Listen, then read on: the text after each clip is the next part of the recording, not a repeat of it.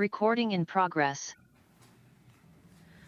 Good evening. Today is Monday, April 21st, 2025, and this is the Historic Preservation Commission, and we'll do a roll call, please.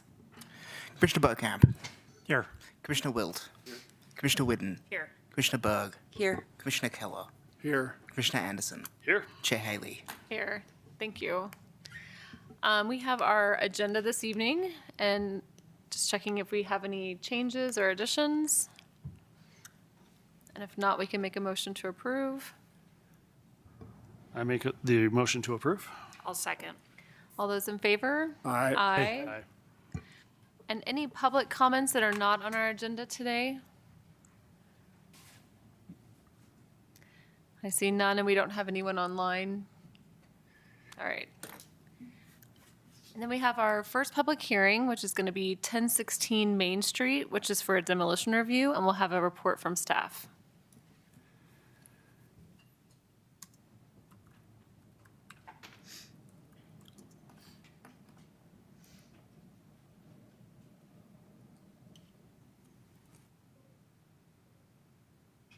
This will be my first real test of the hearing aids because she has Emily's a soft.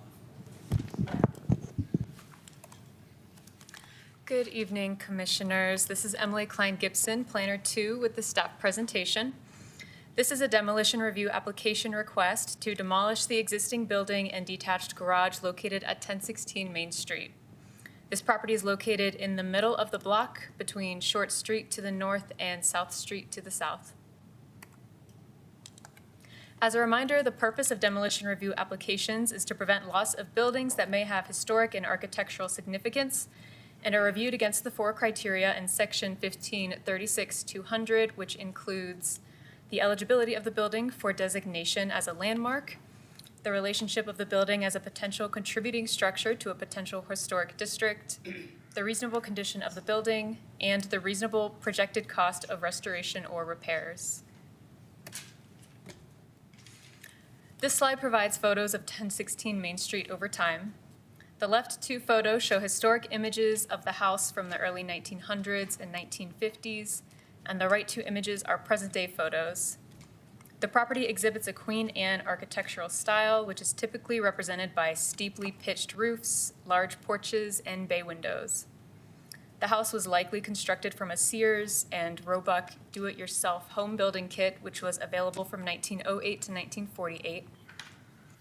Minimal changes have been made to the front facade of the house, and according to the historic structure assessment completed for the property in 2024, small additions on the eastern and southern side of the house were added after 1948 and in 1989, respectively. This property received probable cause approval in November 2024 and will be analyzed against the same landmark criteria. Starting with the age, this main house is estimated to be about 114 to 129 years old. As I mentioned earlier, the architectural style of the property is Queen Anne style, which includes characterizing features on the building that have remained unchanged.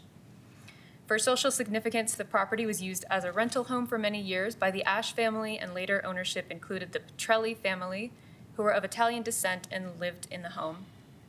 Mr. Petrelli and his son worked at a local coal mine, including the Lucas Mine and the Centennial Mine, during World War II.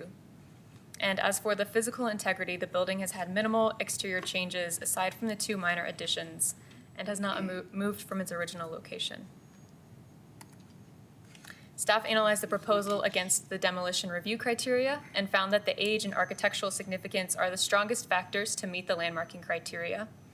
And the association with local mining and Italian immigration also meet the social significance. Louisville does not currently have any historic districts, but the subject property has the potential to be a contributing structure in a potential district based on the age and integrity of the surrounding buildings.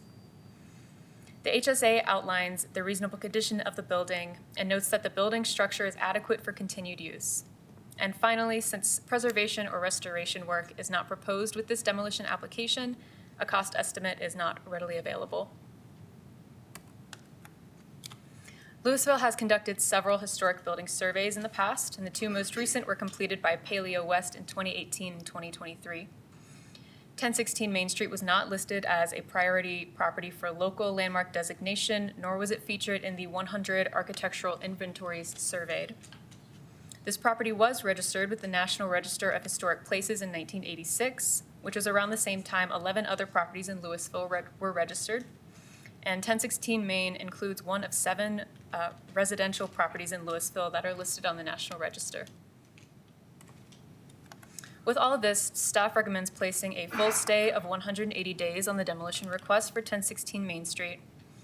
Staff believes the relatively rare Queen Anne architectural style has been largely preserved on the building and its location on Main Street, as well as its National Register designation for architectural integrity, merit a full stay for staff and the HPC to explore all available preservation options with the property owners. And this concludes staff presentation.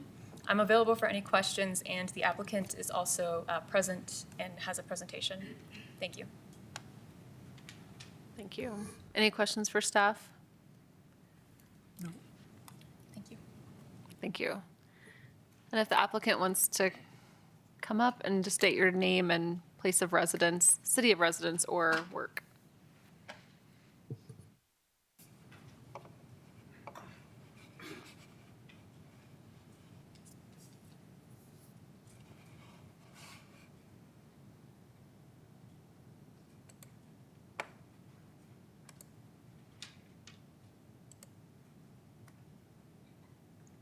Okay. Excuse me. My name's Andy Johnson. I'm with DAJ Design. I'm an Old Town Louisville resident. I'm also an Old Town Louisville business owner. This is probably going to be one of the more interesting discussions that we've had. And I'll start off being very frank. I'll be representing the project. I think that out of all of the landmark potential properties, this has received the most comments. And honestly, I'm incredibly encouraged by that. I come before you guys a lot. I come before council a lot, usually to a very empty room. But tonight, I'm very encouraged that it is not empty. And not only that, the comments that have circulated through the community with passion, some incredibly well-written, some just simply passionate, are incredibly encouraging. So it would be weird if you did not put a stay on this project. I am not going to sit up here and try to convince you otherwise, nor am I going to try to convince our community otherwise. And I do want to recognize that you are my neighbors. You are my neighbors. And by the way, it's really nice to see some old faces that I don't get to see much anymore. So anyway, thank you for coming. We did have the opportunity to study this house intensely. And I would say between DAJ, my team, and the owners, you know, we recognize that this house is a special house. Back in 1984, a process got started that took 12 structures in Louisville and considered them for the National Register. These are the older documents that, show the list of those structures, the red indicating 1016 Main. Using the photos that were produced at that time for the study, you can see the 1910 photo showing that house in a very original condition. And then the 1950s, usually we find those mid-century photos a bit overgrown, a little more difficult to see the actual structure. But with all best intent of the photo, we can assume that it's largely what we see there today. Things that have changed, the road has risen. Parts of the foundation are now buried in the grade. There's definitely degradation from the siding, but overall, I think we can all agree it looks pretty good.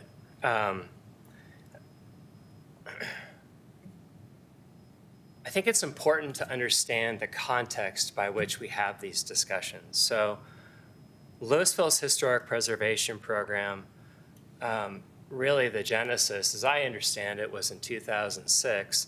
And then in 2008 was galvanized through an ordinance that was passed by a vote. The aspirational goals of this program was to create a new type of historic preservation. It's voluntary, it's incentivized, and it's flexible. And the flexibility comes from you.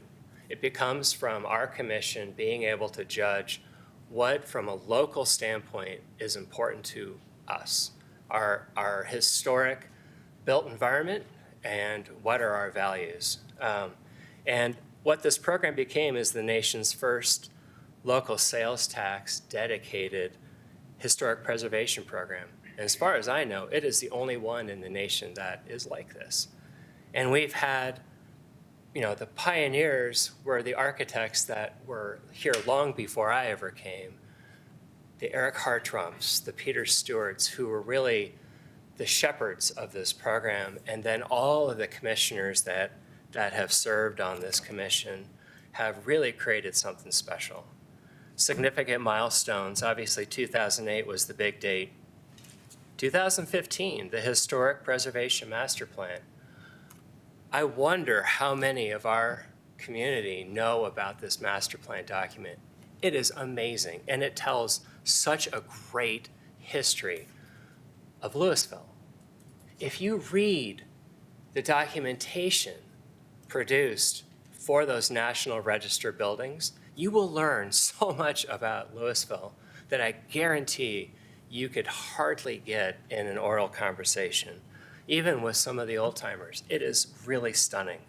Other milestones as we were identifying our historic preservation program, particularly the grants that are awarded to preservation, to historic structure assessments. We had a couple big milestones in 2019, then again here in 2025, where we're trying to maintain the relevancy of this program to make sure that our buildings have the best shot at being preserved. And it's important to note, we're talking about historic preservation. We are not talking about saving buildings. Saving is intrinsic to the act of historic preservation.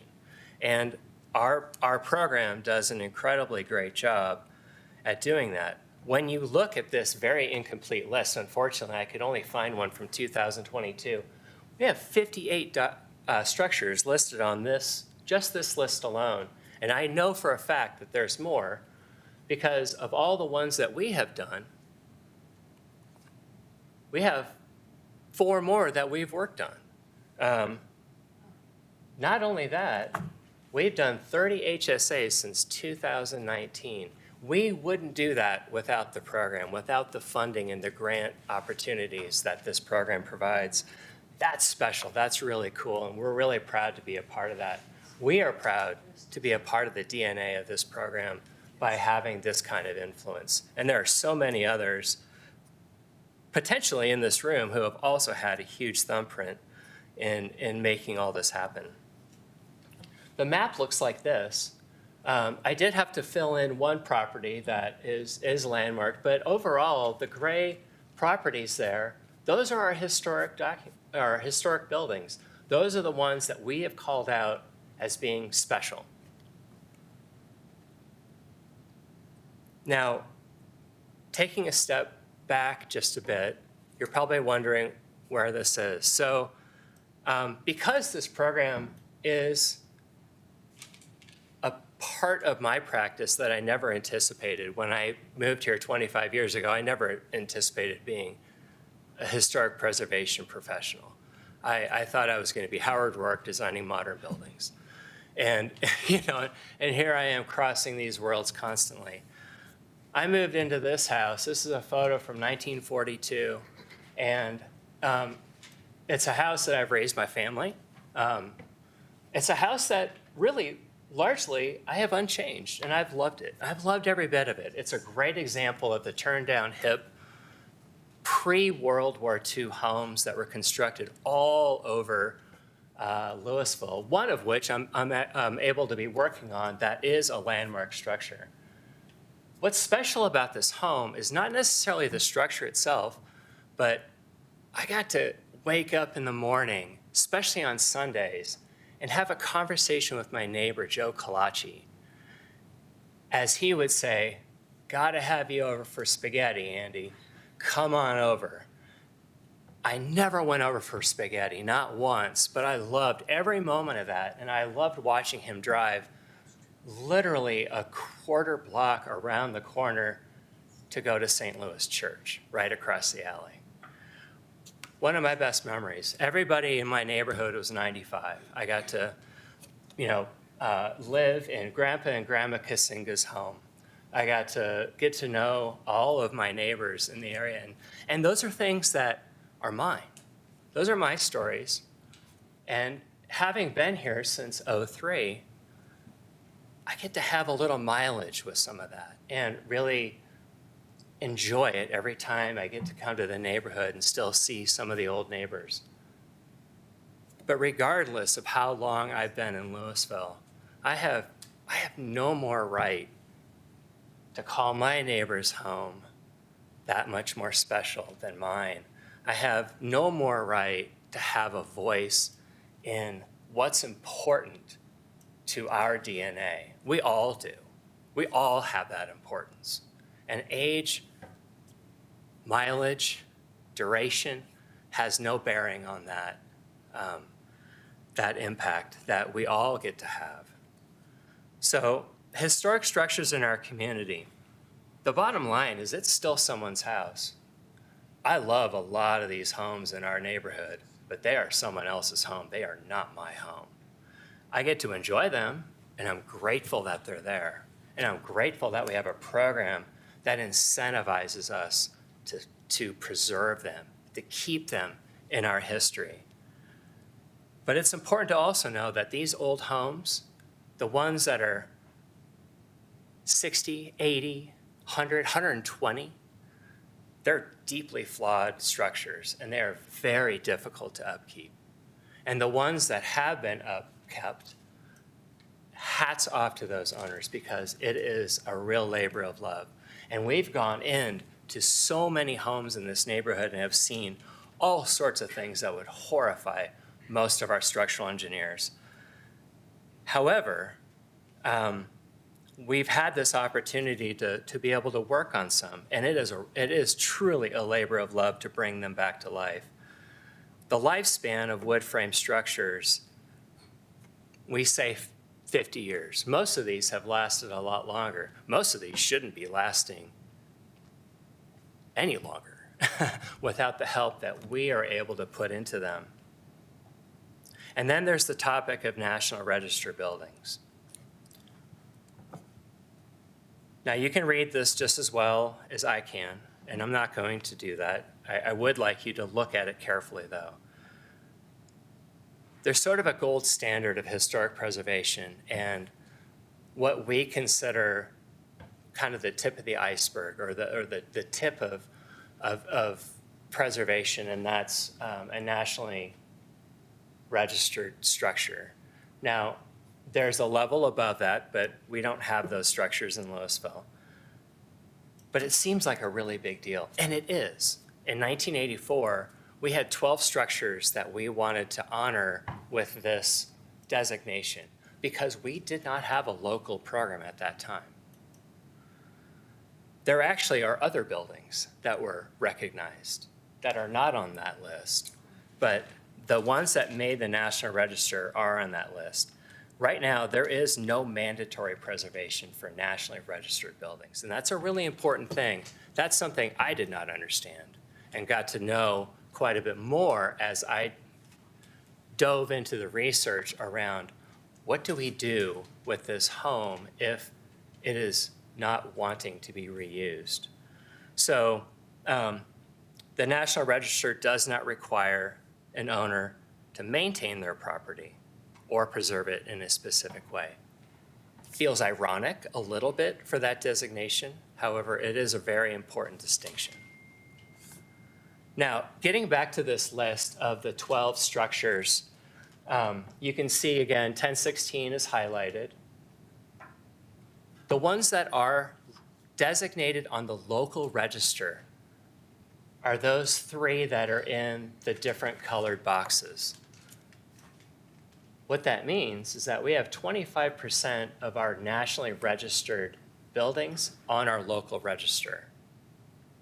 And I just wonder, does that really meet our goals? Does that meet what our intent was with our local register? What opportunities have we missed by saying, this is our list. This is the list we started with. Have we gone after those properties? Have we addressed the property owners and said, hey, did you know you can do this? And here's what we offer, specifically targeting these important buildings. I'm wondering, out of this group, who knows Lackner's Tavern? Azul Fuego, otherwise known as Casa Alegre, or Pine Street Junction. How about the National Fuel Company Store, State Mercantile Building, one of our more important ones? The Tago Brothers Drugstore, State National Bank of Louisville, it's the Huckleberry. And I don't know what everybody calls this house, but the Robinson House is sort of known as the big white house on the corner of Spruce. Lovely building. And I would add 1045 Lafarge Avenue, one of our finest masonry buildings in our area. Truly, truly a work of art, not even on this list. And it's ponderous to me that the opportunities that these structures have to be on the local list don't exist. When the survey was done in 2023, or I should say completed, there was a list of additional properties that were eligible properties or designated as eligible properties for the National Register. Unfortunately, right at the time that that came out, 1033 was demolished. Interestingly enough, we did the HSA on that and uncovered that the home that they had viewed was entirely not the home that was originally there and also didn't meet any of the criteria. So I'm not trying to take away their analysis of that, but 1033 was definitely not as important of a structure as we had thought. However, out of the ones that are designated on our local register, only the one at the bottom is landmarked.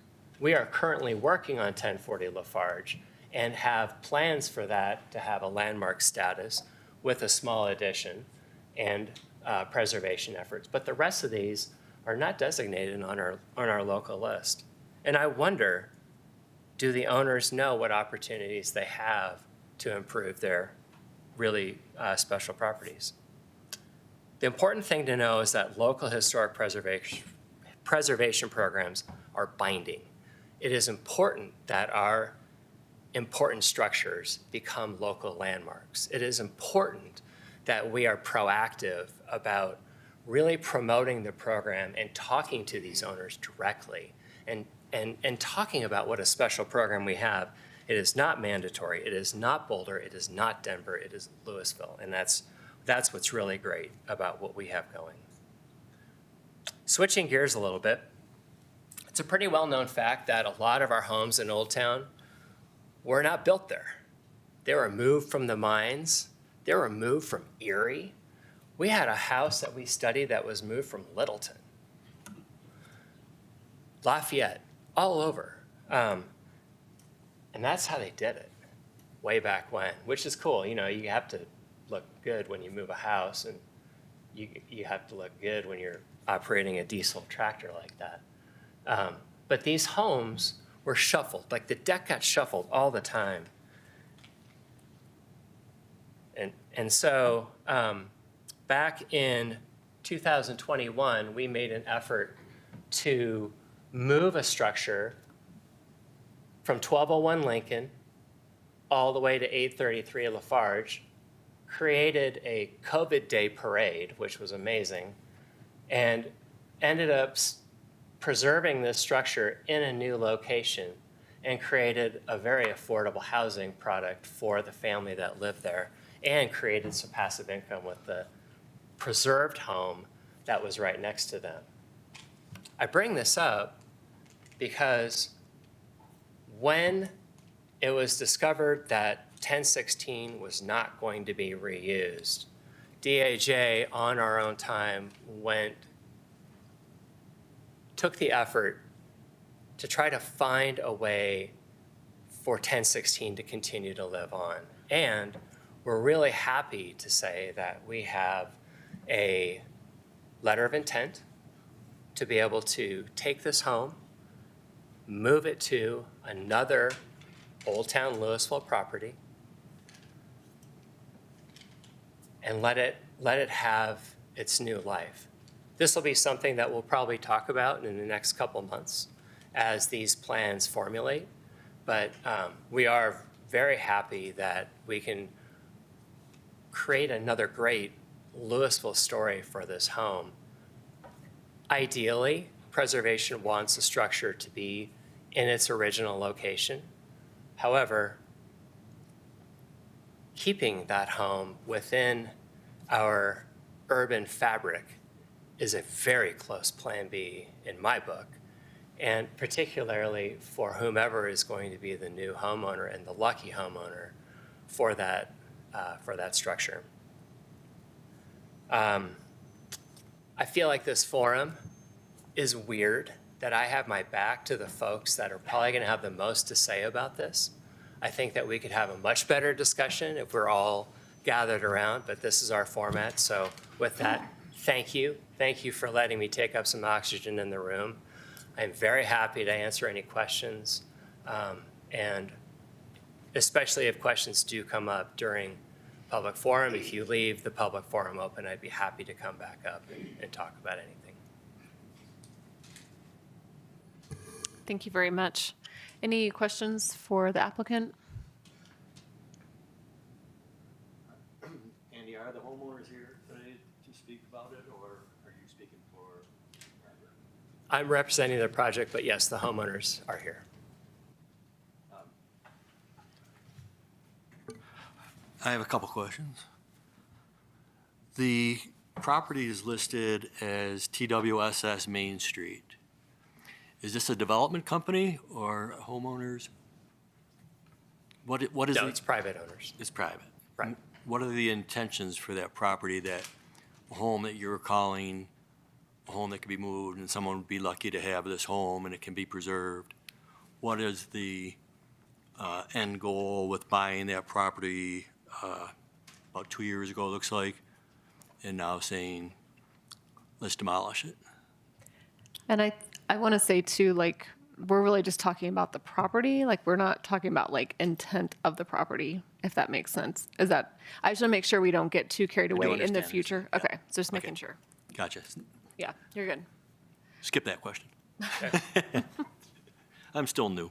Yeah, I didn't mean to, just so we, to stay on topic of like the actual hearing. So, because I think we're all curious, but we just want to stay the course of what we're supposed to be talking about, so.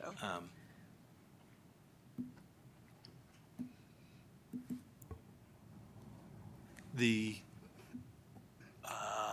statement that the house had been looked at, the property had been looked at, and all options considered, was it the costs are exorbitant beyond what the help from Historic Preservation Commission grant money might be able to help with, that is creating the hesitancy to do anything with it? Or can you elaborate on what's been, other than looking for a place to move it to? Because ideally, we'd like to keep it in the same spot because it is in a potential Historic historic district, and it could be a beautiful anchor because it is such a perfect example of everything we want to save. Right. You understand it's not in a historic district. No, but it is the Okay. potential to become, it's stated in the staff findings that has the potential to become part of this potential historic district if that area does become a historic district. Yeah, I don't think there's really any harm in answering the question, but I will come back to Chair Haley's comments that the relevancy of the question really isn't pertinent to the discussion, other than I think, the owners would like to have their own mark in time, so to speak.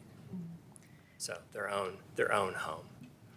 But I'd really like to take that. That's as far as I'd like to take that. Understood. Because you were just asking about cost specifically, if that was Right. a factor. I think that was the heart of that Yeah, question. the cost is that when you were saying everything was exhausted, all options were exhausted. Are you asking me if all options were exhausted? Well, was the cost, that was what I was asking, with the cost, because the costs were too high, so that was saying the options are done. Well, I can honestly say that, with the ability of a stay, kind of everything stays on the table. However, the path moving forward right now, as far as we know it, is what I've shared. I'm not trying to skirt around your question, and I'm not trying to give you an ambiguous answer. And I'm still feeling my way around what I can ask and what Sure. I can't ask and not offend anybody, but it's as you said, a contentious type of application because of it clicks every box perfectly for the structures we want to save in place. When I hand it off to somebody else before I say anything else that I shouldn't be You're saying. good. You're doing fine. Yes, of course.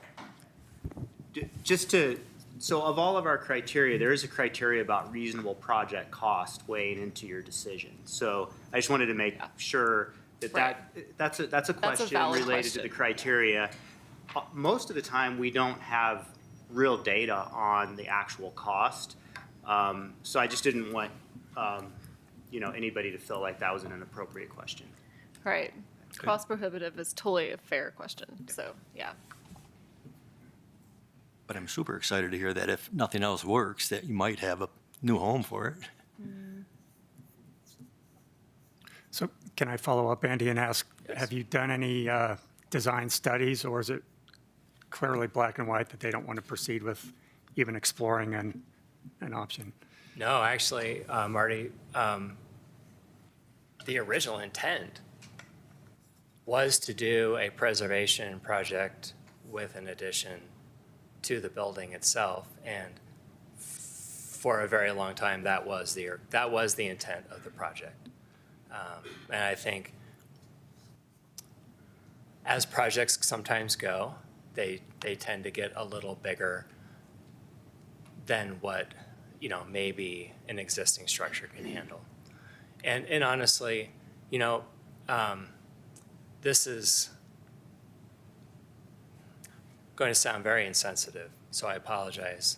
But there's a sort of, in terms of the decision-making process, and forgive me, it's kind of a none of your business sort of thing. Like, they made a decision around the value proposition of a new home versus preservation, and did it meet the goals of what they want for their property and what they want for their lifestyle. So again, I don't mean to be disrespectful in any way, but there is that aspect that comes into play. Thank you.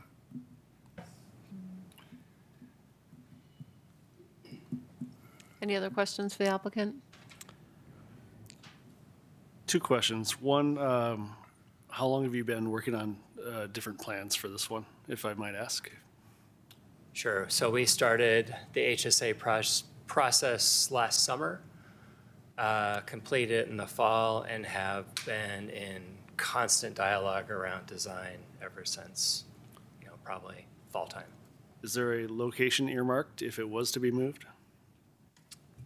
Yes, undisclosed at this time. Okay, fair enough.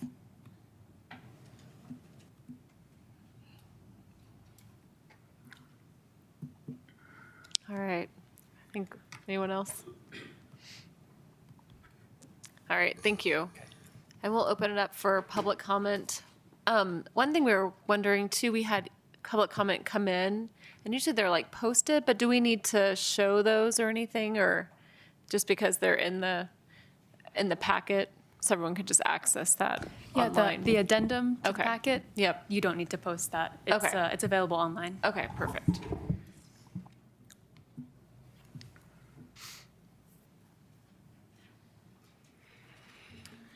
Okay, so first up is Jean Damiana.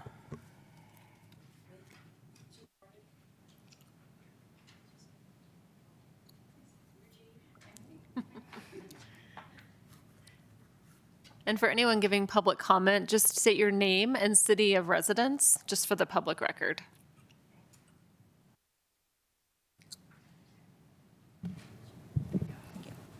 Hi, I'm Jean Damiana. I live at 1024 Main Street, next to 1016. Really very upset about another house being torn down. Build up another prison. None of the prison houses that you have built in this town, since you tore all the old houses down, mash. They look like prisons, and I realize you gotta get up with the modern time, but you also promote Louisville as a quaint old town. Well, what's quaint about it anymore? I mean, most all the residents are gone, have passed, and nobody's gonna ever get that back. I mean, we had Petrillo on one side and Nick Del Pitt's on the other side. When you go out the door, if they were talking across the yard, they'd start speaking Italian, so you couldn't understand them. You couldn't understand their English anyway. But this is what they did. And this is the memories, and people at their house and their, just like family. And we have lived there forever, 48 years since we were married. And it's just, I couldn't imagine tearing it down. I think it's not saying anything for the miners that built this town, the people that gave their lives and stuff to have this town. And then it's fine to build out around it and make it bigger and have all the modern houses and stuff that way. But I think really you should keep Louisville downtown area the way it should be with the old houses and your old charm. But that's my opinion. And them new neighbors, they've never lived in the house. And these people that evidently bought it that we didn't know about, we found out from the renters that they sold the house. And so we don't even know them. Don't even know the neighbors. We got to know the renters. We don't even know the neighbors. So, and it's just, I just think it's a shame that they think that they should come in and tear things down and build up these things, these big black and white houses that look like, I think they look like prisons. They may have a big window in the front or whatever, but at least try to keep it halfway historic. It's just, that's just my opinion. I just get upset every time we see some house and it's like, yeah, two of them. A girl come to the door the other day and said, "Do you want to come to the open house down the street?" I said, "No, it looks like a prison." I said, you just tear things down. You don't talk to the old residents and stuff. You just come in and tear it down. Build up new. So anyway, I just hope you would leave the house. It's just a beautiful old house, inside and out. Thank you very much. Thank you. Appreciate your time. Okay, next is Gary Damiana.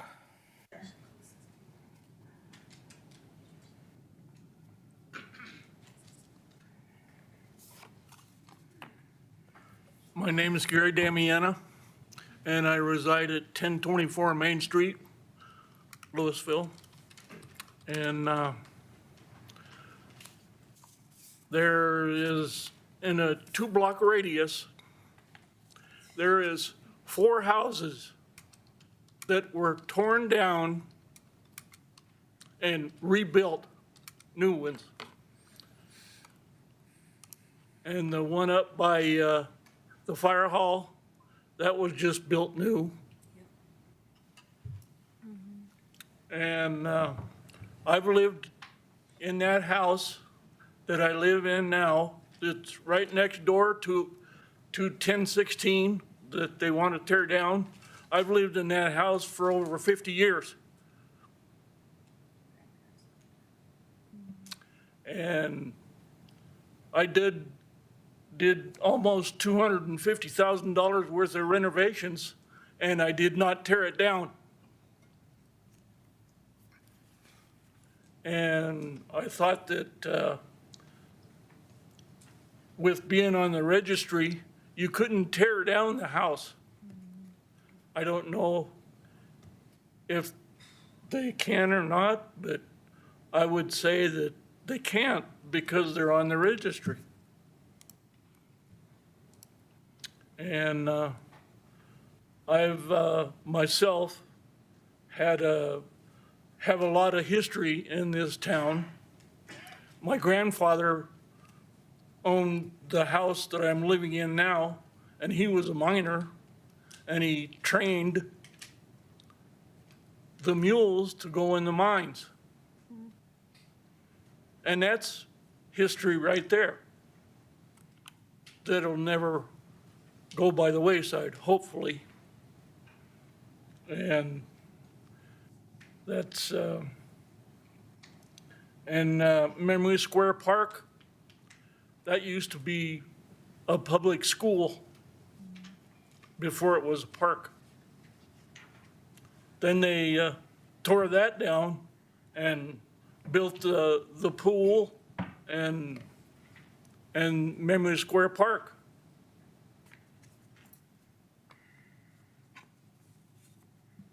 And that's all history. And I hope that you don't decide to knock down the history. And thank you very much for your time. Thank you. Thank you. Thank you. Okay, next is Jane Morgan.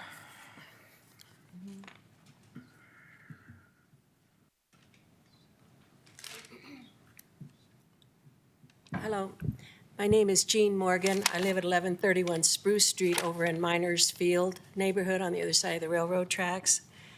And I also am asking that that house not be demolished and a third, or I guess it would be a fifth big home put on the lot that is our old Main Street. I'm encouraged that the owners would like to move the house instead of demolish it. But I would really like to see some kind of stipulation or historic district where our Main Street looks like Main Street. If you want to build a two-story home, go out into the neighborhoods where they have two-story homes. Please don't ruin our Main Street. They're very unique. Let's see. I would like you to know that my house I've lived here since 72 over on the other side of the tracks. And I do live in a miner's home over there that has been landmarked here locally. I couldn't get it registered nationally because I covered it with it just had a wood siding and I couldn't get it covered. I couldn't get it nationally landmarked. So I really believe in keeping our old town old town. I am pleased if it can be moved. I would encourage the owner not to build another two-story home on that lot to kind of ruin the architecture of Main Street. Let me think what else I wanted to tell you. I think the only other thing that I would like to mention is that over at my house, my landmarked home, Joe Restis was a miner in town. I have what I've been told is the best native garden in Louisville, and I'm on a garden tour this Sunday, and I have a very unique plant, a fernleaf peony, that I've only seen one other time at the Botanic Gardens, and I'd like to invite people to come over and see my garden. So I'd invite you to do that. I also encourage you and the owner to put a stay on this and to move it to another location, not demolish it, and to not build a two-story home on that lot. Thank you.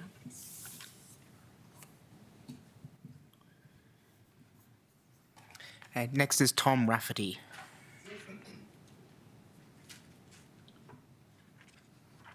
Good evening. Tom Rafferty, Old Town Rex Street, Louisville. Dear Mr. and Mrs. Wiegand, Andy Johnson, and Commissioners, thank you for letting us share our opinion on this matter. I do believe property owners have a right to decide what they should do with their own property.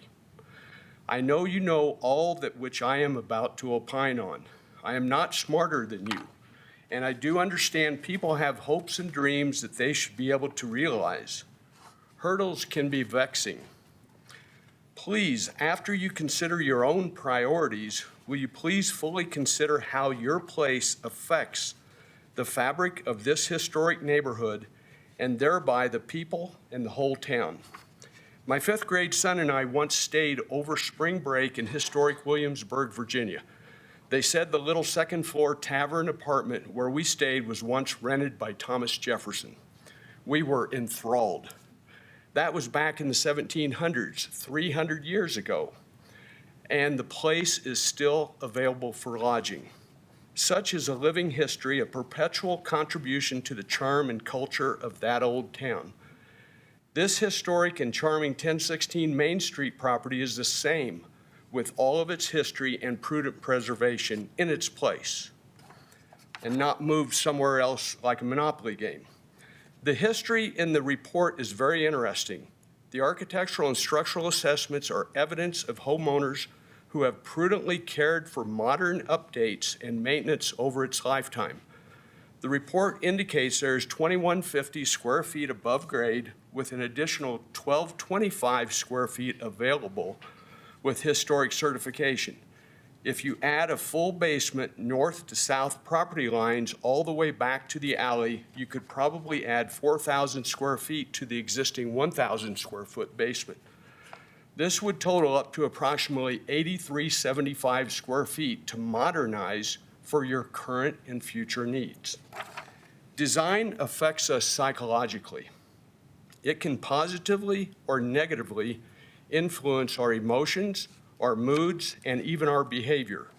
This property has many exemplary attributes. It commands a calm and stable presence on Main Street, not to mention its beauty and physical contribution to the streetscape and the historic neighboring properties. In closing, thank you for please thinking about the opportunity that you have to give back to your community. You can sensitively adapt your property and continue a trend of respecting the streetscape and our old town heritage by preservation that can last hundreds of years to pass down to our children. Thank you. Thank you. Okay, Peter Stewart is next.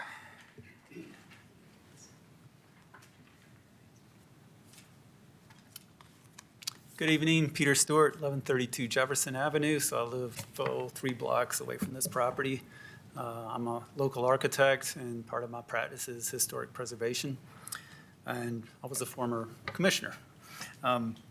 Anyway, Andy's right, this is kind of a threshold moment for the town, I think, because nobody's ever come before the commission to ask to demolish or move a National Register property.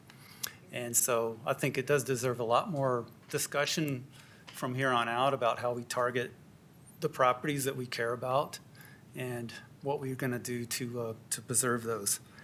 One correction about the preservation program, it started with the city charter, and it was the tax that was incentive that was supposed to enhance the program of the historic preservation program. It's really super interesting to go back and look at the methodology that the surveyors used in the when in 1985 when they identified these buildings, these properties. And since my time is short, I'll try to jump through it, but it was narrowed to the 12, and the 12 they decided to only use a period from Louisville's early period from 1878 to 1920, so there's a whole lot of buildings that weren't considered in those designations. And I want to talk about integrity because, the National Registers are the gold standard. They have the highest integrity, and that's why they made the list. And just to kind of go through the integrity real quick: location, setting, design, materials, workmanship, association, and feeling. Feeling's a really interesting one that I think we should all ponder. Feeling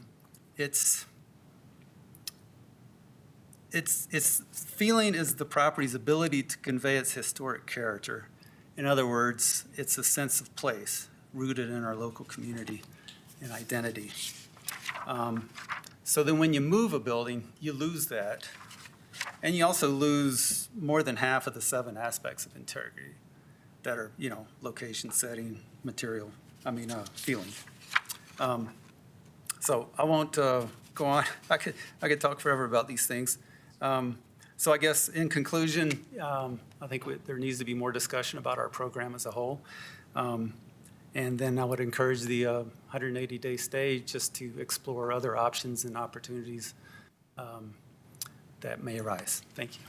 Thank you very much. Okay, Gary Dunlap is next.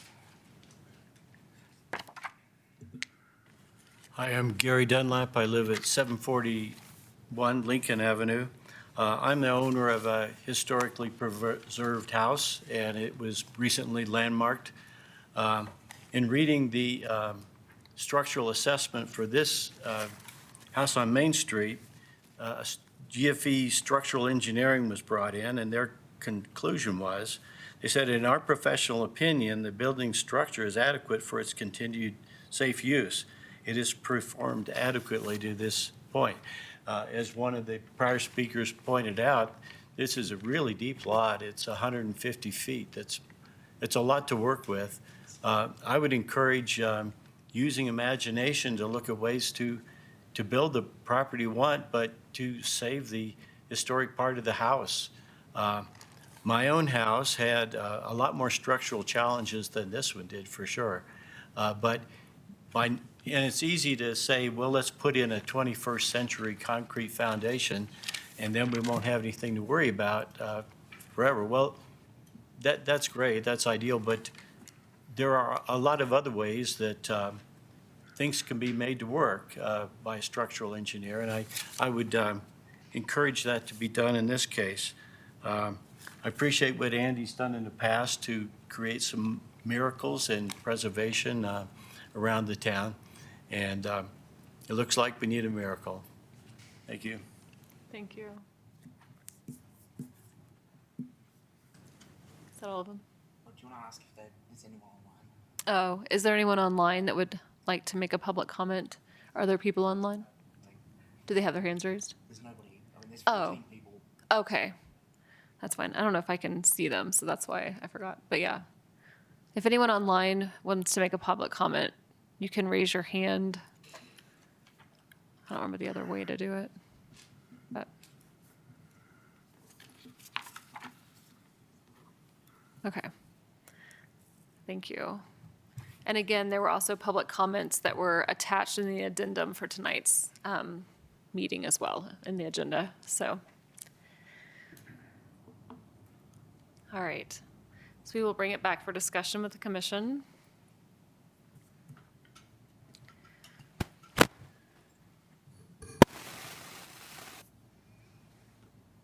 I think I do just want to say thank you to the public for the outpouring of your care.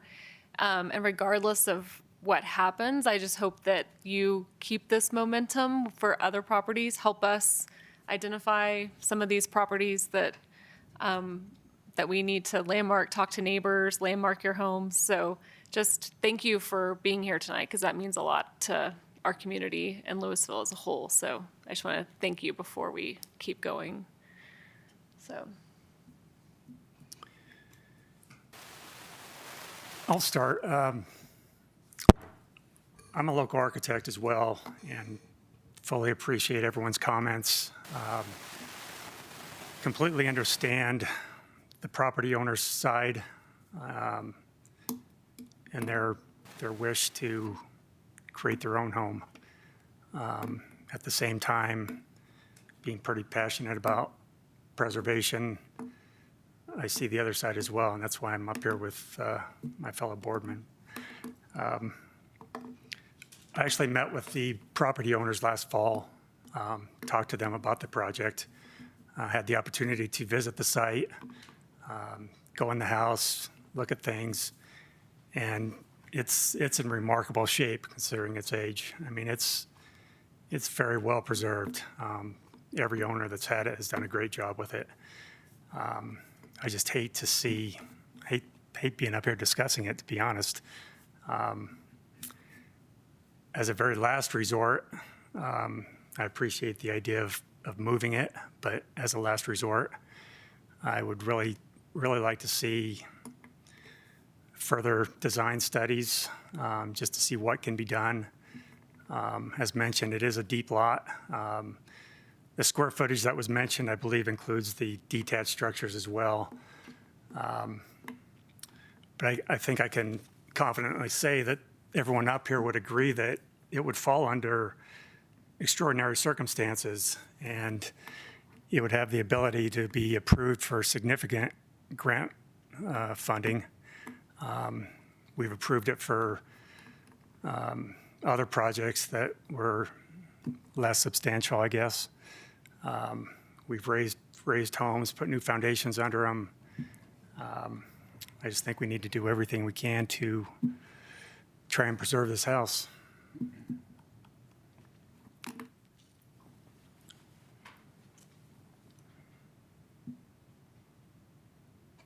Thank you.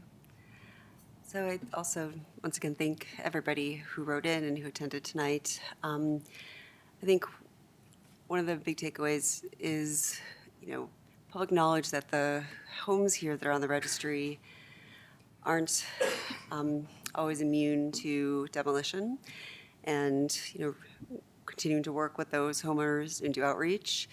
In the meantime, this house is here in front of us, and it is encouraging to hear that there is potential for moving the house, but until something is signed and sealed, that's not really what we're considering tonight. What we're considering is a full demolition of this historic home.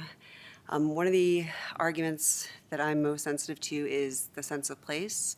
This is in probably one of the most important locations it could be in Louisville, across from the History Museum, that corner, which is a north entry into town to the historic Main Street, which is predominantly one-level homes. I think it's, part of our community for people, absolutely, who live downtown and live close by and are neighbors, and people who live in Louisville but far from there, but go downtown because of that sense of place, and for people who visit and our economic vitality. So for now, I would like to see more options explored. Again, Andy has done amazing work with our program in the past, and it sounds like it has a lot of thoughts gone into it, but there's often more angles that can be explored for preservation with the means that we have at our disposal. So I'd like to see it considered a bit more. Yeah, I would say I agree with what you've just expressed. The sense of place is significant. And also, I think it warrants as many creative solutions as possible and more time to consider those. So.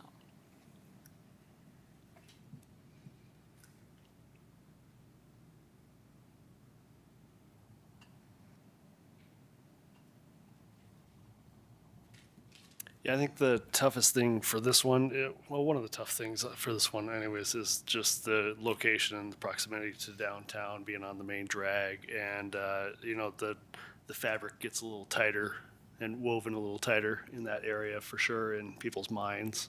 And this is definitely one of them that looks like it's in pretty good shape for the age and everything. I can respect the some wooden structures can last 50 years. I think that there's many, many that live much longer than that. It's just unfortunate to see this come in front of us, really. Especially just having something as far as a nationally recognized structure on the registry.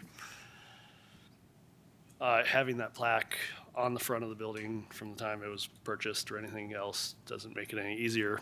I would encourage those that are involved to look at other options going forward. A lot of times you can have constraints can provide some really beautiful items and structures, and the process with which you have to go through, it can be a little harder, but it's still the process, and at the end of the day, can result in something quite unique, and it can be a win-win on both ends.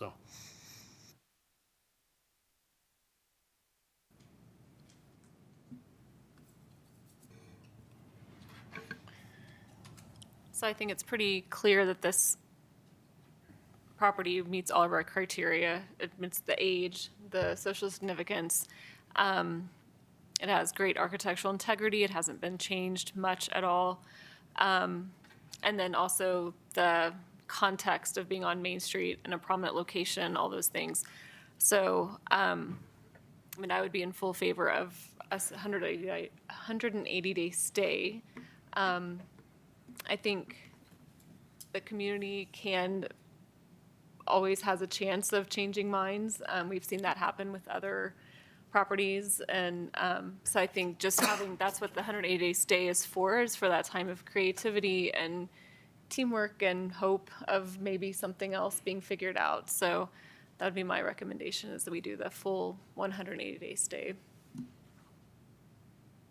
And just so the public understands, that is the most that we can do. I worked on a project in Boulder where they actually landmarked the property against the property owner's wishes, which I don't believe in as well. But 180-day stay is the most that we're allowed to do here. And I would agree with what you said. I would support the 180-day stay.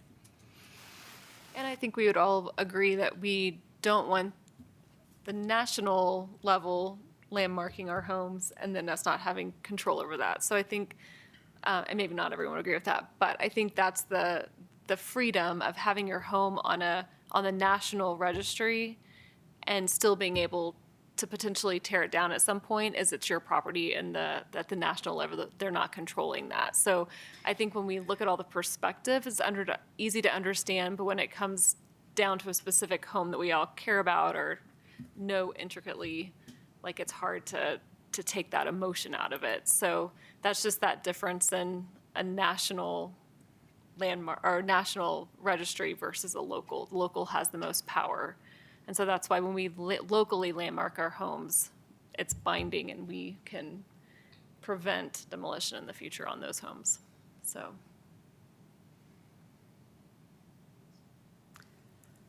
Do we need any more discussion, or does someone make a motion? I'll make a motion to place a 180-day stay on 1016 Main Street. I'll second. We'll do a roll call, please. Commissioner Beaucamp.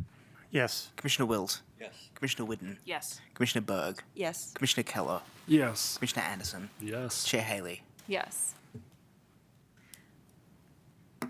So we have 180 days for the continued conversation and kind of reworking, and we'll hear soon probably what the applicant has in store. So again, thank you so much for spending your time with us tonight, and definitely come to any of our meetings. Like, we would love to have you all the time.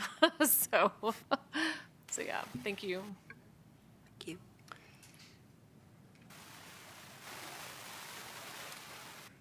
Hey, And our- Linda, the stay is based on when the application was first Right, when submitted. it actually is submitted. So we're probably a month and a half in already. Is that right? I would assume that's right about where it's going to be. Date on there, on the lived in Louisville. The exact date for the stays is in the staff report, 180 days from the application. Right, Sometime in submission. September, I believe. September something. I think 16th or something. All right, and then our next item is 1117 Lincoln Avenue, and this is another demolition review.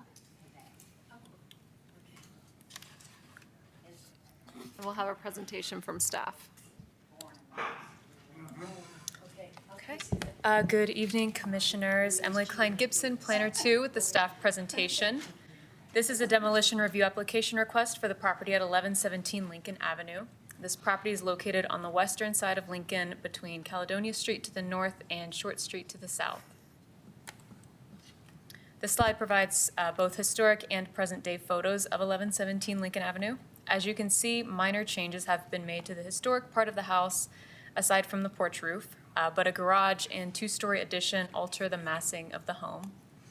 The architectural style is vernacular and features a mix of gabled and hipped roof structures. The garage was constructed in 1980, which is believed to be around the time that the rear addition was also constructed. To analyze this building against our landmark criteria, the age of this building is about 75 years old, and social significance includes World War II history and local community club involvement.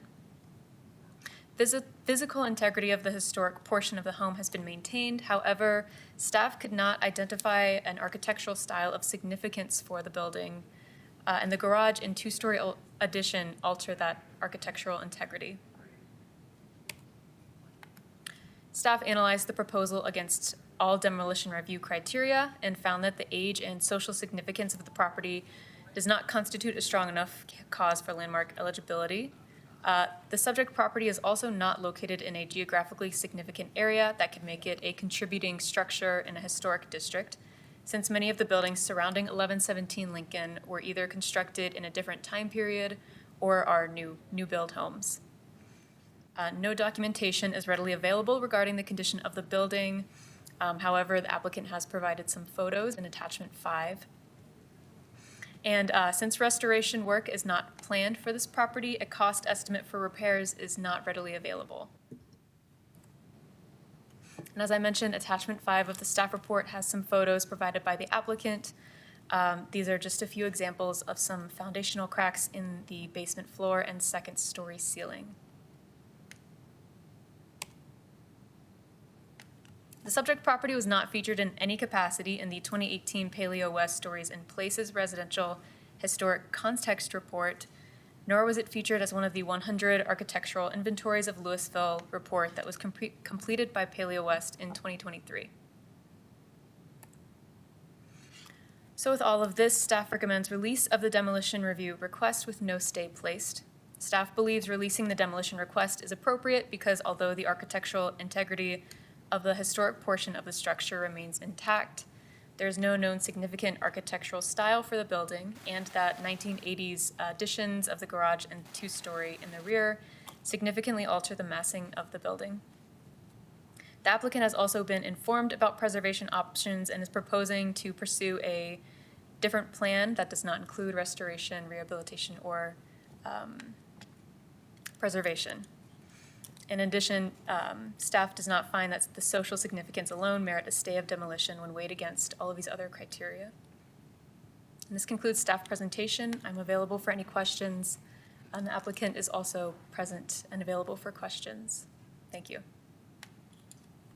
Thank you. Any comments or questions for staff? Thanks. And if the applicant would like to talk to us, just state your name and city of residence for the record. My name's Jeff Rakes, and I'm a resident of Louisville, and also a commercial building Old Town Louisville owner. We have some roots in Louisville. My dad was a high school football coach for the high school Pirates in 1963, and they lived here for over 30 years until their recent passing. So we have a keen interest in Louisville and making a difference in Louisville. I've been doing this since 2008, and the reason I got it started in doing real estate investing is to truly make a difference in real estate and investing. My criteria when I look at investing is something that you can do to help people out of a difficult situation, make a difference, and to also improve a neighborhood. And when I was called about this house before it hit the market, I looked at it, walked it, and it really hit that criteria, especially with where it was located in Louisville. So we have a keen interest in trying to do something unique with it to improve the neighborhood. You're in a difficult spot. I totally respect what you do, so thank you. Do you have any questions? Thank you. Thank you. Any public comments on this property? And any public comments online? All right, we'll bring it back for oh, sure, public comment. Why not? So, Andy Johnson, DAJ Design. I have spoken about this property with Mr. Rakes. I know it very well. It's right on my street, just up the street from me. I recently went through a very similar process in Boulder for a structure a little bit older, similar issues, a little bit different construction type. However, the masonry construction from the foundation, given its depth, given the condition, this is one of those cases where this is not going to be a fix-it situation. This is going to be a stabilize it situation. The problem with that is that you stabilize one area and it goes to another. You end up chasing these problems all over this house, given the fact that our soils are as cruddy as they are, and in particular for this little strip of Louisville that I've experienced, the soils are pretty temperamental. And so this masonry foundation is going to continue to have issues. And it'll get worse likely, even though one section will get better. So when you look at the age of the home being at the 1950, we're in that bubble of period of significance. I understand that we don't have a lot of post-World War II homes that are registered, but within the fabric of this street, this one is definitely a standout. Not that we don't have a lot of really great standouts in Louisville, this just isn't one of them. It has had a lot of additions to it. It's had a lot of modifications, even though that front view looks kind of similar. It's got the garage, it's got the porch, it's got the whole big thing in the back. There's so much about this that just honestly screams do-over, unfortunately. So wish it were a great home. Wish it was another one that we could work with, but it's a tricky one. So anyway, thank you. Thank you. All right, we'll bring it back for discussion. I can think of another home we can work with. I would agree with what Andy just said. Just from the photos, I don't know if y'all had a chance to read the letter that was submitted by the son of the previous owner. That had a lot to say, as well as about the condition of the home as well. So I don't think it merits preservation personally. I think this is an interesting house, a tricky one too, because we don't have a lot of those 1950s homes, and we like to represent all the different eras that contributed to Louisville's growth. The addition, the garage, and then the portion behind the garage, if those were to be demoed, the house itself looks relatively same to the original. So it could be potential for a preservation project there. But it for sure sounds like there's structural issues, other issues, and the applicants are familiar with the program and not interested in that at this time. So I respect that. So it's kind of thank you for being here and speaking to that.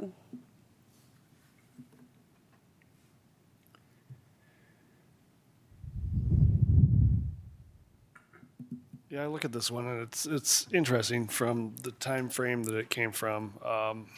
To be honest, you can identify pretty much the original house pretty well, and the biggest difference I would say is the awning salesman that came through got him. Beyond that, it's not as ornate or inherently, I guess beautiful as some of the other ones we've seen come through.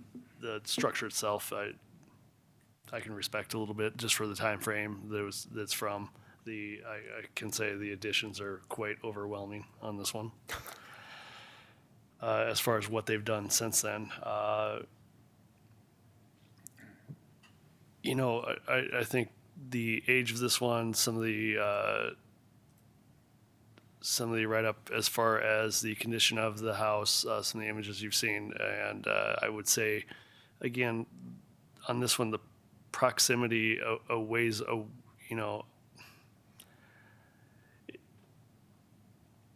don't know. I just have a tough time on some of these ones that are not as ornate or are more plain Jane, and I don't think they're as easy of a decision. With that being said, I'm kind of in between on where I sit with this one.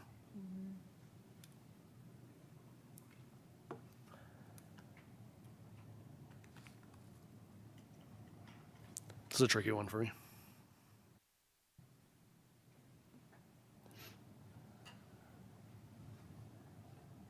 I would say my inclination is the same as yours, that the information provided by the son of the owner and neighbors and the documentation of the difficulties with the physical integrity of the home make a pretty compelling case.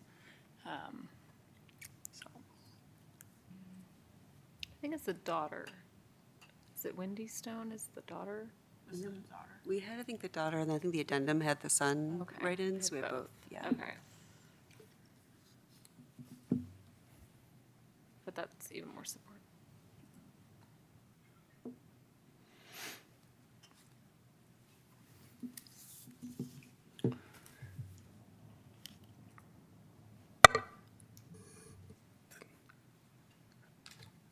If there's no other comments, I know I'm Be- thinking. Still thinking? Yeah. Well, I was giving people time too, but do you want to say anything? Yeah. Not really, no. I mean, I think the 50s are we've identified some areas that we would potentially like to landmark at some point or talk about or something. I don't think this house is one of those. I think I think if the daughter and son were wanting to landmark, I would definitely like, yeah, that's great. But I think on the flip side, I don't know that it's in the neighborhood context, the social significance, the architectural. I think it's one that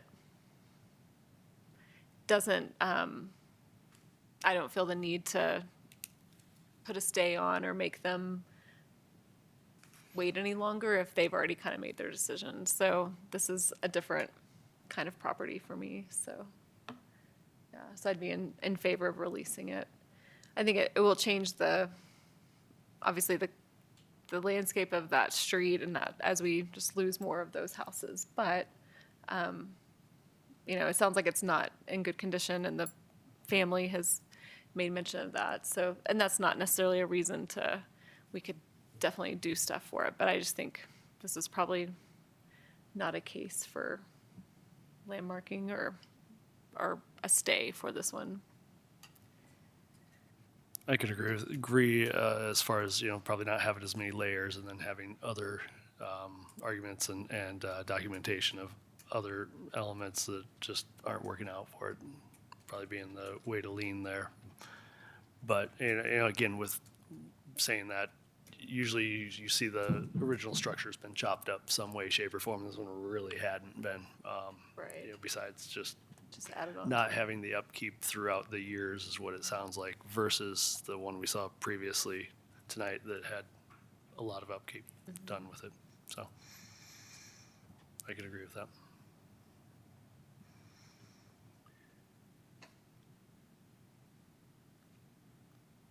Sounds like we fairly agree with maybe a half and half.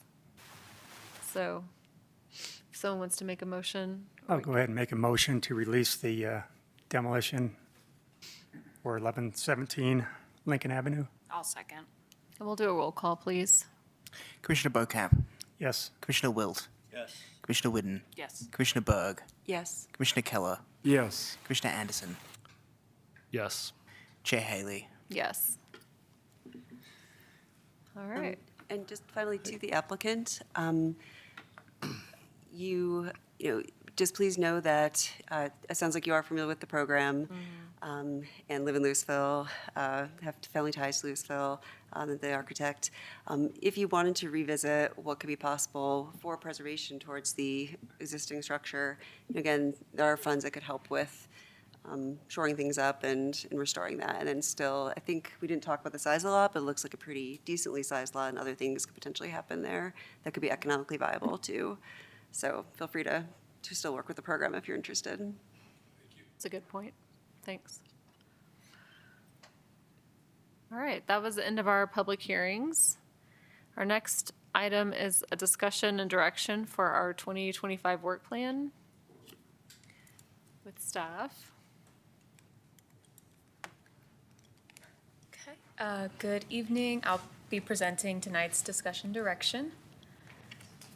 So for tonight's work plan discussion direction, we have two main goals, which are to review the work plan draft for 2025 and create subcommittees for each plan item, and of course adopt the plan as well. As a refresher, the work plan discussion direction from the March HPC meeting focused on selecting 1 to 3 main items to add to the 2025 work plan and considered quality over quantity, as well as projected staff workloads and abilities to contribute to major projects this year. The commission decided that the 2025 would be the year of public outreach, so the 2025 draft work plan includes multiple forms of outreach subcommittees to focus on. And it's also still staff's intention to initiate an update to our Historic Preservation Fund grant program this year, which can tie into some of the public outreach whenever we get that going. So with that, I'm going to just open the link. And so I was planning on just opening the link to online. Just give me 1 second.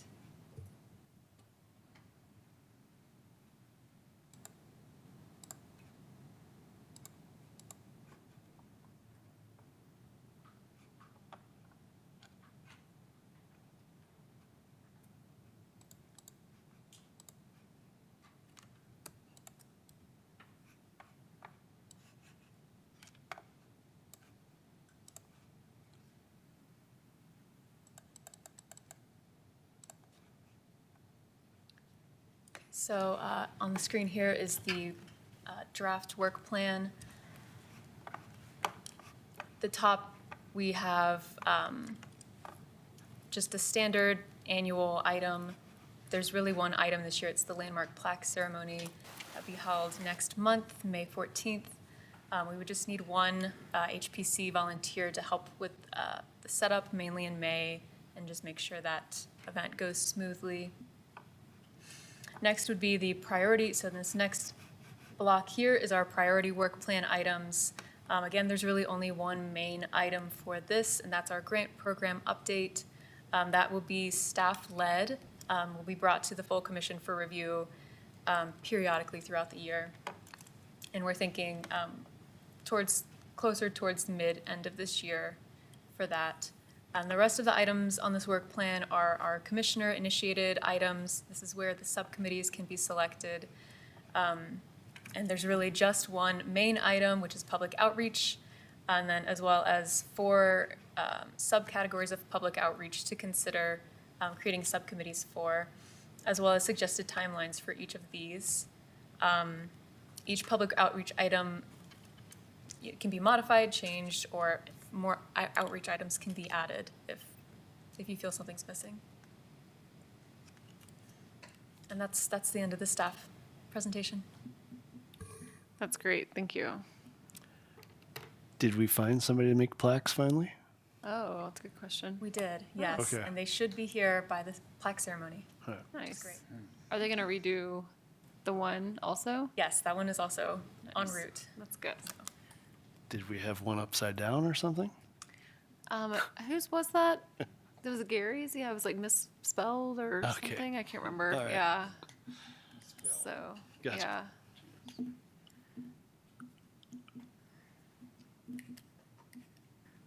All right. So, does anyone feel strongly about taking on one of these? How many landmark projects do we have?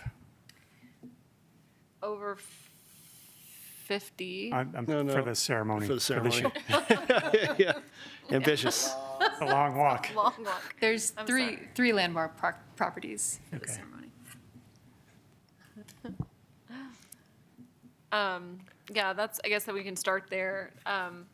Marty has done the prep before. Yeah, I've done the past 2, and do I'd be it. happy to do it again, although I've got some, Well, I'd be happy to do your backup if you want to do it, and then if for some reason something comes up. well, I was just going to say, that there is something, I've got Okay. my son's getting Okay. married, so. Okay, that's a good excuse. Yeah, great. So, No worries there. Yeah. I'll help set up, so I'll do that. All right, so that's the landmarking ceremony. And then, I'll be more than happy to pass along the notes and yeah. no, some of that that's great. stuff that we, Yeah, that's good. And then Sloan was saying that the historic commission. Museum Advisory Board. That's the right, they historic- forgot. yeah. They changed the name, which is much more fitting. Like, it makes more sense.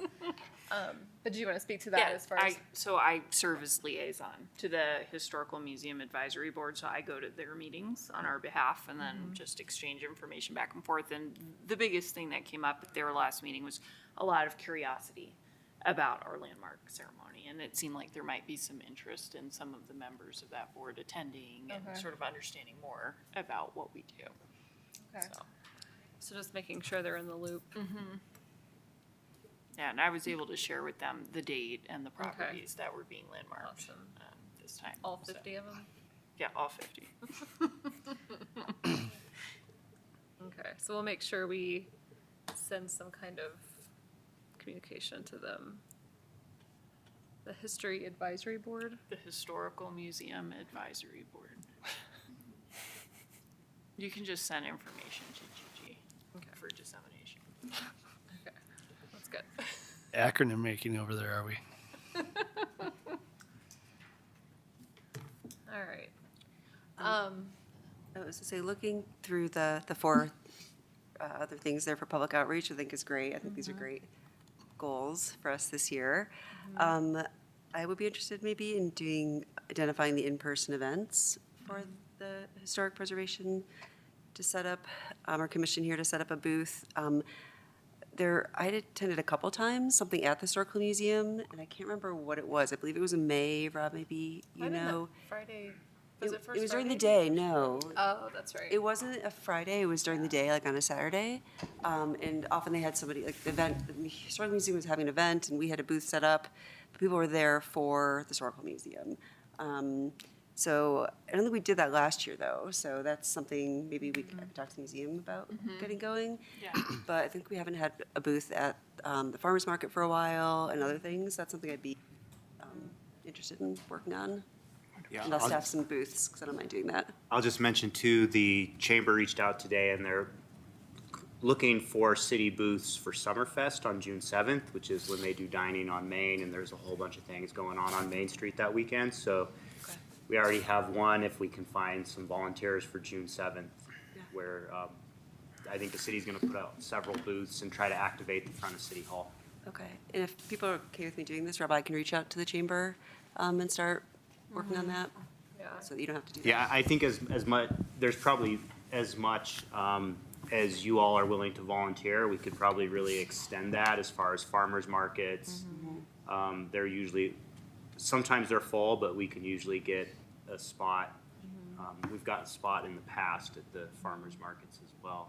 Yeah, and we would, I think we'd pay for that, so we would just, don't we pay for that? I think they, Did they let I us- think they just gave it to us. Did they? I don't think we I had to don't pay remember. for it last time, but it's been Okay. a few years since I've done it.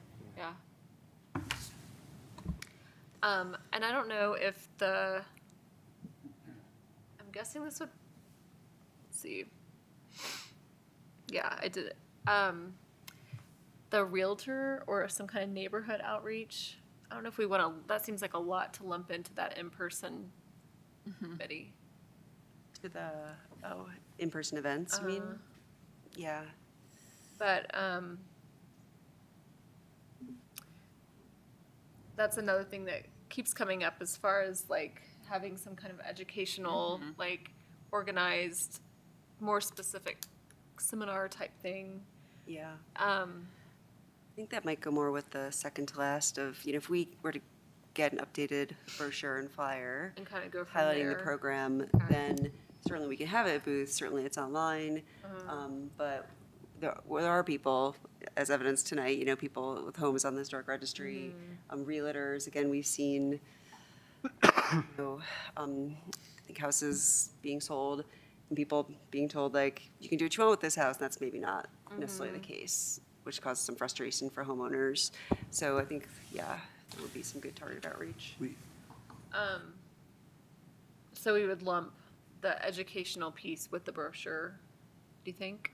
Maybe use the brochure as a launching point. Right, because it would take a bit to get the brochure, and that would give us time to kind of plan it and stuff.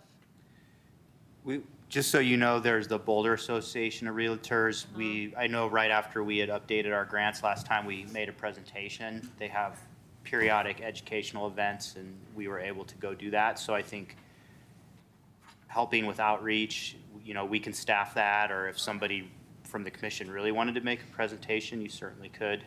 Yeah, it's not, I think the main thing is just it's being done. So, yeah. Can I ask a question? The bold, does that mean the staff is leading, and the not bold means the staff is not leading? Okay, just wanted to make sure. I'd be happy to work on the brochure, if that makes sense, and then we can circle back around how that gets leveraged for outreach.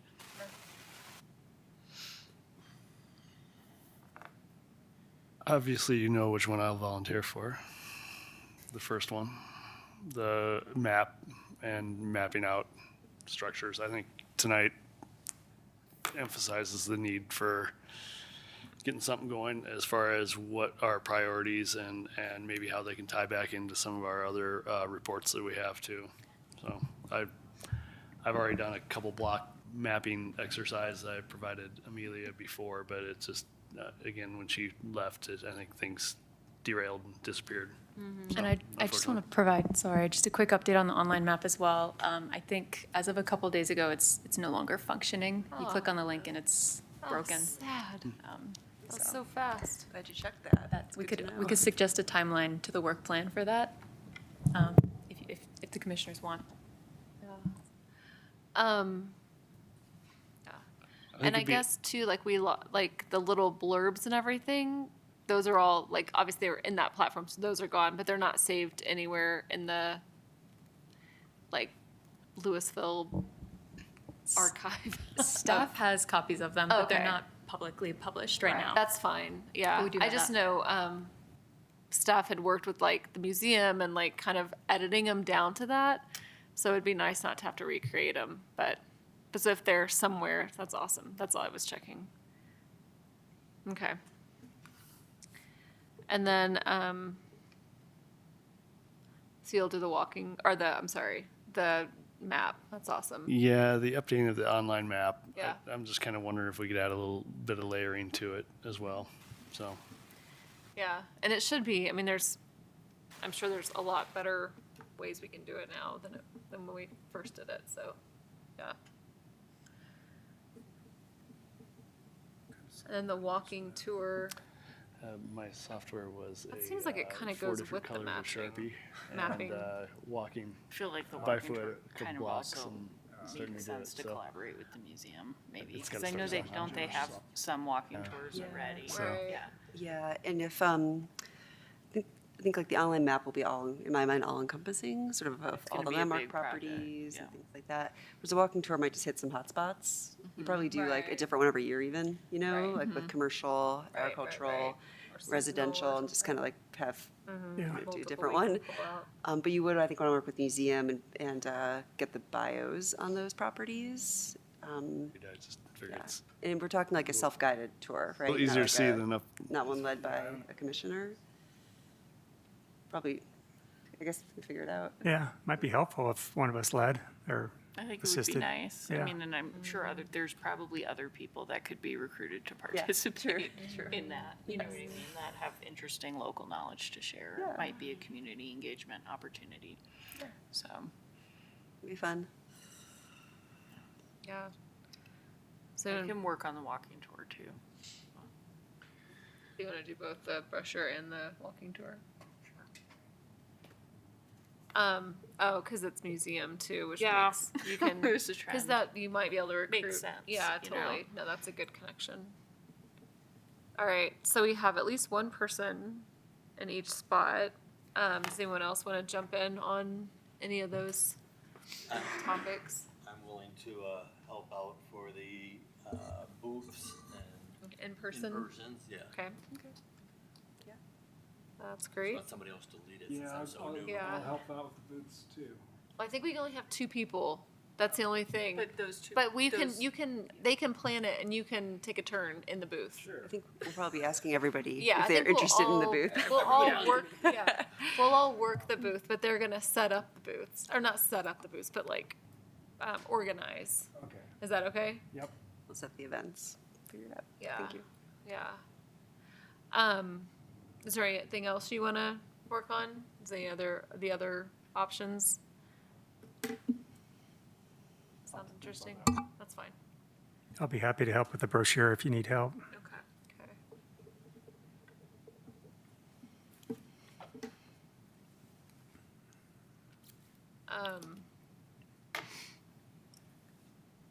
Yeah, and I can help with the walking tour if you need stuff. And then if you need to pull me into mapping at any point, you can. So, yeah. Yeah, and I think too, like, at some point, we'll all participate in some way or other in all of these, but just to get them kind of on the ground and running and everything, we'll stick with these. Yeah, I'll be available off and on, so if there's Okay. something that we need done, Yeah. I'm happy to jump in. I just rather not take the lead, Yeah. being so green. Yeah, no, that's great. Okay. Does that sound good with staff? Awesome.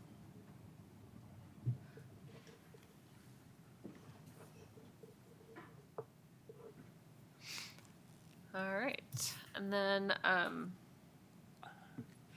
so updates from staff. Do we have any new staff?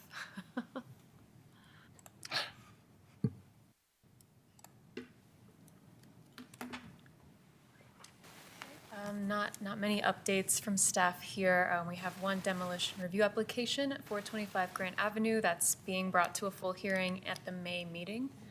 And then again, just a reminder, our landmark ceremony will be May 14th, 6 o'clock. We'll start at the Louisville Historical Museum. There'll be refreshments followed by a walking tour to each of the 3 landmarked properties. And then that's not updated, but we will have a Historic Preservation Commission meeting scheduled for May. I believe it's the 3rd Monday in May. which will be May 19th. And that's all from staff. Thank you. That's good. Any updates from commissioners? We sort of already went over what I would have said Yeah. about the museum advisory board, so. Okay. Yeah, we'll make sure, hopefully we can loop them in more. Some of our stuff. What is the cutoff on the landmarks? My specific question is my 917 property involved in the landmarks for this year? Because it's still under construction and not completed. So, yeah, we, Or is it next year? yes, so since it was landmarked last year and you didn't attend last year's landmark ceremony because it was passed, it would be tentatively scheduled for this year, for this Scheduled ceremony. this year? All right, it's gonna be a construction zone? It doesn't have to be. One if of you would ours like was to a wait another construction year. zone last year. Yeah. And so it's more of the landmarking, it's not the finished result necessarily. Good. So, if that's okay with you. Yeah. Yeah. All right. Is that it? All right. Do you want to make a motion to adjourn? I'll make a Make a motion to motion. adjourn. Second? All those in favor? Aye. Aye. Aye. Thank you and good night.